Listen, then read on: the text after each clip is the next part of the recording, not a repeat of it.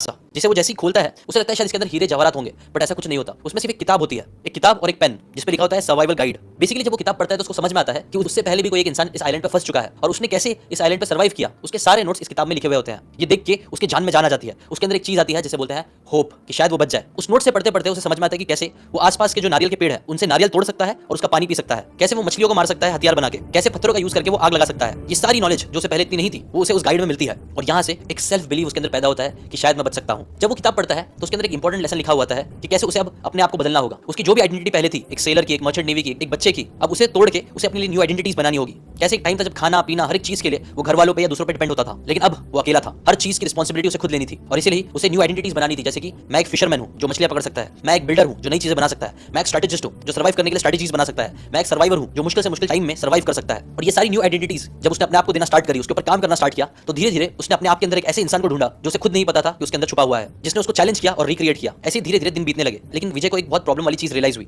उसे रियलाइज हुआ कि उस किताब में जितने नंबर ऑफ ट्रीज लिखे हुए थे कोकोनट के जिससे वो पानी पी सकता है, वो रियलिटी में उससे बहुत कम बचे हैं। कई सारे पेड़ उसे जले हुए दिखे, कई सारे पेड़ उसे टूटे हुए दिखे जिसमें अब नारियल नहीं थे। 3-4 पेड़ ही थे जिसमें नारियल लगे थे और वो उसी के भरोसे जिंदा रह रहा था। बट ये सारी चीजों के बावजूद वो बहुत कॉन्फिडेंट फील करने लगा था, क्योंकि अब वो जहां पहले उसे सुबह जल्दी उठने जमता नहीं था, उसे अपने लिए कई सारी चीजें करने की जमता नहीं था, अब वो सारी चीजें खुद से कर रहा था। कभी जल्दी सुबह उठता शिकार के लिए ताकि अच्छी मछलियां मिल सके, कभी वो ऐसी इनोवेटिव चीजें बनाता जो उस किताब में भी नहीं लिखी थी, और ये सारी चीजें उसे प्राउड फील करा रही थी। अपनी खुद की नॉलेज उस किताब की नॉलेज को मिला के उसने अपने लिए अब एक छोटा सा घर बना लिया था उस आइलैंड में, समुद्र के पास, ताकि अगर कोई शिप वहां से आ जाए तो वहां से बैठे बैठे आराम से बिना बारिश की फिक्र, बिना ठंड की फिक्र, उसमें से बैठ के शिप्स को देख सके।